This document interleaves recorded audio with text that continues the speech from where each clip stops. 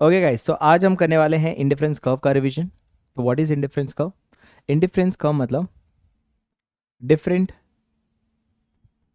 Possible combination of how many goods guys, come on. Different possible combination of two goods जो आपको क्या देने वाले हैं? Same level of satisfaction. इसको हम बोलते हैं गाइस क्या, कम ऑन, इंडिफरेंस सेट। इसको हम क्या बोलते हैं? Indifference set. What is indifference set? वो सारे कॉम्बिनेशंस जो आपको क्या देने वाले guys, come on, same level of satisfaction, उसे कहते हैं इंडिफरेंस सेट। और इसी के ग्राफिकल प्रेजेंटेशन को हम क्या बोलते हैं guys, come on? Indifference curve. Indifference curve.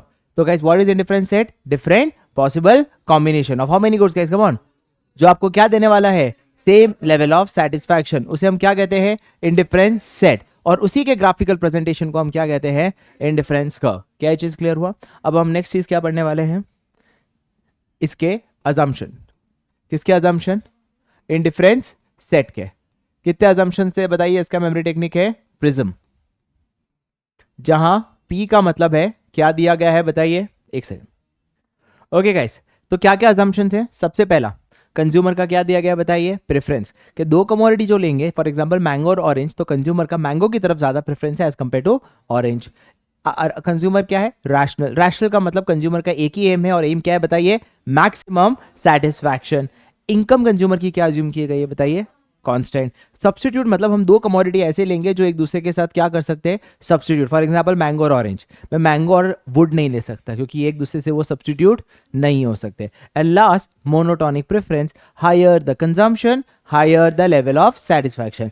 कहने का मतलब 2 मैंगो खाने से 40 मिलेगा, तो 3 मैंगो खाने से 40 से ज्यादा ही मिलेगा। क्या चीज क्लियर हुआ? ये टोटल सेटिस्फैक्शन की बात कर रहा है, मार्जिनल यूटिलिटी की बात नहीं कर रहा। क्या चीज क्लियर हुआ?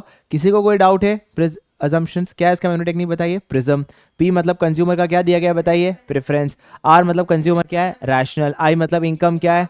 कांस्टेंट। S मतलब सब्स्टिट्यूट। M मतलब मोनोटोनिक प्रेफरेंस। क्या है चीज क्लियर? Assumptions clear? चलो अब हम करने वाले हैं प्रॉपर्टीज ऑफ आईसी। कितने प्रॉपर्टीज है? 5। फर्स्ट क्या है? IC slopes higher the IC. तीसरा हमने क्या पढ़ा था बताइए? IC convex to the origin. 2 IC never, and last IC never touch x axis और y axis, राइट? हम ये 5 प्रॉपर्टी रिवाइज करेंगे, मोस्ट इंपॉर्टेंट एग्जाम में इसमें से आने के पूरे चांसेस। फर्स्ट क्या? IC slopes downward. अगर IC में ध्यान से देखो, अगर हम A से B जा रहेंगे तब हम डाउनवर्ड कहेंगे, या B से A जाएंगे तब डाउनवर्ड कहेंगे? A से B। और A से B का मतलब ये है कि जब गुड X बढ़ेगा, गुड Y को कम होना पड़ेगा। सर ऐसा क्यों? क्योंकि अगर ये 10,6 है और अगर ये 12 हुआ, तो इसका मतलब X से आपको क्या मिल रहा है बताइए? ज्यादा सेटिस्फैक्शन। पर अल्टीमेटली दोनों कॉम्बिनेशंस को आपको क्या देना है? Same satisfaction.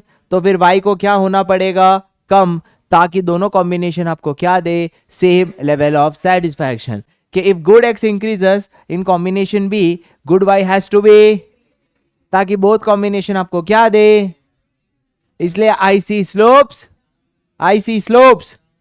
Second, IC is convex का मतलब होता है कि जब उसका स्लोप डिक्रीजिंग हो, और आईसी के स्लोप का नाम मार्जिनल रेट ऑफ सब्स्टिट्यूशन, और वो हर बार डिक्रीज हो रहा है। और क्यों डिक्रीज हो रहा है हम आगे करेंगे रिवाइज में। इसलिए आईसी का शेप कैसा है बताइए? कॉन्वेक्स। तीसरा क्या है? Higher the IC. मतलब ये हुआ कि ये दो आईसी है, IC1 IC2, कॉम्बिनेशन ए ज्यादा देगा सेटिस्फैक्शन या combination B? The reason is कि सर दोनों में y सेम है, पर ए में x इतना ही है और b में x इतना ज्यादा है। b में ज्यादा x होने की वजह से हम ये कहेंगे higher the IC because of monotonic. Next, 2 IC never intersect each other. Sir क्यों इंटरसेक्ट नहीं करते? As per IC1 A should be equals to B, as per IC2 B should be equals to C। पर क्या A और C equal है? इससे हमें पता चलता है 2 IC नेवर। एंड आखिरी चीज है IC never touch x axis और अरे दोनों एक ही जैसा लिख दिया रे। आई सी नेवर टच एक्स एक्सिस, या क्यों नहीं कर सकता? क्योंकि कभी भी कोई भी गुड एक नहीं पॉसिबल है। तो कितनी प्रॉपर्टीज पड़ी बताइए? 5। क्या चीज क्लियर? ग्रेट। सबसे पहले क्या करने वाले guys? Come on, budget line. Budget line, budget line बोलता है कि different possible combination given the price and the income. दो चीजें आप मुझे बता दो। क्या दो चीजें आप मुझे दे दो बताइए? प्राइस और दूसरी price of both the commodity and income of the consumer. मैं डिफरेंट पॉसिबल कॉम्बिनेशन, जो मैं क्या कर सकता हूं बताओ? अफोर्ड कर सकता हूं, या मैं क्या कर सकता हूं? बाय कर सकता हूं। Spending my entire income, spending my entire income, उसे हम क्या बोलते हैं बताइए? Budget line. सर आईसी तो था वो विलिंगनेस की बात करता है, बजट लाइन मेरी अफोर्डेबिलिटी की बात करता है।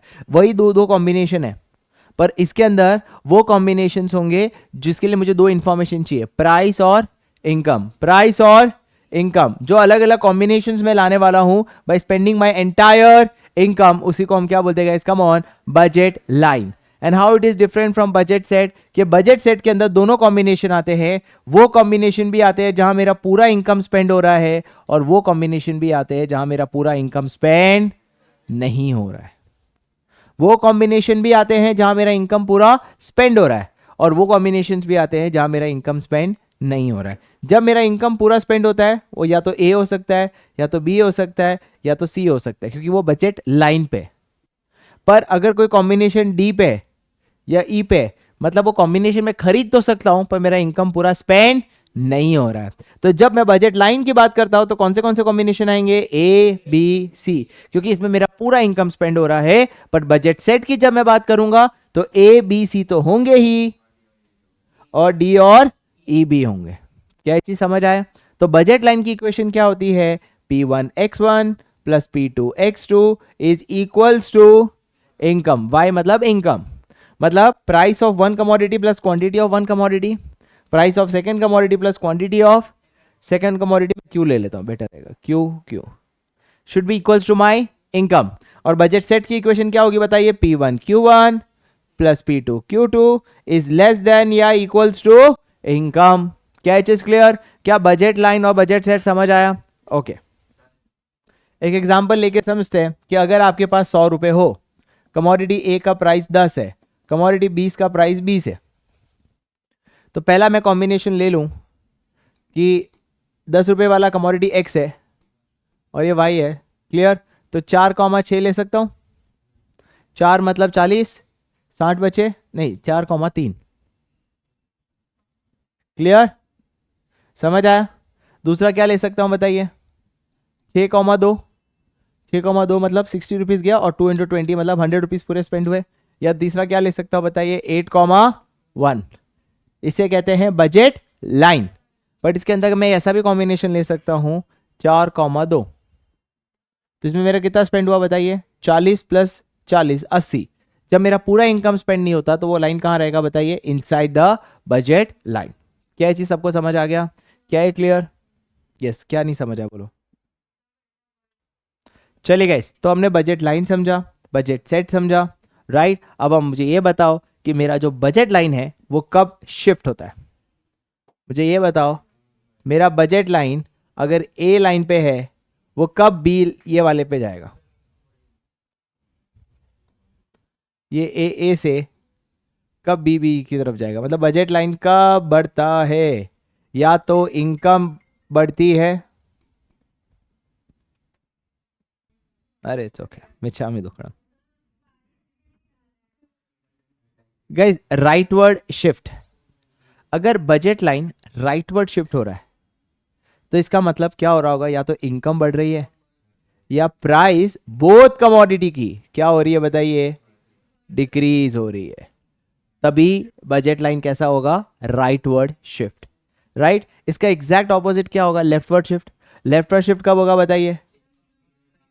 सर जब या तो इनकम ऑफ द कंज्यूमर कम हो रहा है, या प्राइस ऑफ बोथ कमोडिटी क्या हो रहा है बताइए? इंक्रीज। सर समझ आया? क्या समझ नहीं आया ब्रो? बोल। Yes guys, now is rotation. अब रोटेशन कब होगा? जब किसी एक कमोडिटी की प्राइस में चेंज हो। जैसे ये रोटेशन टुवर्ड्स क्या हो गया? राइट। ये रोटेशन टुवर्ड्स क्या हो गया? लेफ्ट। ये रोटेशन कब होगा गाइस बताइए? देखो खाली गुड एक्स का बढ़ रहा है, गुड वाई का कुछ भी चेंज नहीं हो रहा है। तो ऐसी सिचुएशन में हम क्या लिखेंगे? जब प्राइस ऑफ गुड एक्स क्या हो रहा है बताइए? फॉल। यहाँ पे क्या लिखोगे? जब प्राइस ऑफ गुड एक्स क्या हो रहा है बताइए? इंक्रीज। रोटेशन देखो डाउनवर्ड है, मतलब वाई का ही फर्क पड़ रहा है, एक्स का कोई फर्क। ऐसा कब होता है? जब प्राइस ऑफ गुड वाई क्या हो रहा है? इंक्रीज। और यहाँ पे देखो अपवर्ड है, क्यों? जब प्राइस ऑफ गुड वाई क्या हो रहा है? डिक्रीज। क्या रोटेशन समझ आया? क्लियर? बजट लाइन हमने कर लिया, बजट सेट हमने कर लिया, बजट के हमने क्या कर लिया बताइए? Rotation as well as shift. अब हम पढ़ेंगे बजट का स्लोप। गाइस बजट का स्लोप होता है change in y upon change in x, which is px upon py। Budget line के स्लोप का नाम क्या है? px upon, that is price of x upon price of y, and that is the reason budget line का जो slope है वो हमेशा क्या रहने वाला है? कांस्टेंट। सर क्यों रहने वाला है कांस्टेंट? बिकॉज प्राइस हमेशा क्या रहती है? कांस्टेंट। और इसीलिए बजट लाइन का लाइन कैसा बनता है बताइए? Come on, straight line. तो बताइए आईसी के स्लोप का नाम क्या है बताइए? Marginal rate of substitution. Budget line के स्लोप का नाम क्या है? px अपॉन पी लाइन, क्योंकि तुम्हारा बजट डिसाइड करेगा price of two commodity. For example price of x is 10, price of y is 20। तो कैन आई से हर बार, या उल्टा ले लेते, price of x is 20, price of y is 10। हर बार एक x लेने के लिए आपको y कितने जाने देने पड़ेंगे? 2। क्यों? देख लो, कॉम्बिनेशन देख लेते हैं। अज्यूम करो इनकम हमारी 100 है, दिस विल कॉम्बिनेशन बता दो। 1,8, 2,6, 3,4, 4,2। ये सारे वो कॉम्बिनेशन है जहां आपका इनकम पूरा एक में सही है ना? 2 इंटू, हाँ 80, हाँ क्लियर। तो वो कॉम्बिनेशन है जहां आपका बजट पूरा स्पेंड हो रहा है। अब स्लोप निकाल लो, ये y एक्सिस है, ये x एक्सिस है, तो क्या आ रहा है रेशियो? 2:1, 2:1। अब 2:1 क्या है? 2 मतलब क्या? Price of x upon price of y। 2 क्या है? 20 अपॉन 10, दैट इज 2:1। तो बताइए स्लोप ऑफ बजट लाइन क्या है? px upon py, px upon py। And slope of IC क्या था? Slope of IC marginal rate of substitution, जो कहता है the rate at which consumer, बोलो, सब्स्टिट्यूट क्या चीज? Good Y for every additional unit of what? Good X. मतलब हर एक गुड एक्स के लिए आप कितना वाई, गुड वाई सब्स्टिट्यूट करना चाहोगे, और हर बार आपका करने की इच्छा ज्यादा होगी या कम होती जाएगी? कम। क्यों सर? क्योंकि हर बार, फॉर एग्जांपल आपके पास 20 बर्गर है, समझो पहले एक पिज्जा के लिए आपकी इच्छा हुई कि 5 बर्गर जाने दूं, तो कितना बचेंगे बर्गर बताइए? 15। क्यों? क्योंकि 5 बर्गर जाने दिए। अब दूसरे के लिए, एक और पीस पिज्जा के लिए क्या आप 5 देना चाहोगे या कम? कम। 2 कारण। पहला, क्योंकि एक बार पिज्जा खाने में जितना बढ़िया सेटिस्फैक्शन मिला, उसी वक्त दूसरे खाने से उतना law of diminishing marginal utility. और दूसरा, सर आप क्या जाने दे रहे हो? बर्गर। अब बर्गर की वैल्यू धीरे धीरे क्या हो रही है? उसकी बढ़ती जा रही है। तो पहले में आपने 5 सैक्रिफाइस किए, दूसरे में आप खाली 4 करोगे, तो कितना कॉम्बिनेशन हुआ? 2,11। क्या चीज क्लियर? तीसरा क्या होगा बताइए? 3,8। मतलब तीसरे में आप खाली कितना जाने दे रहे हो? 3।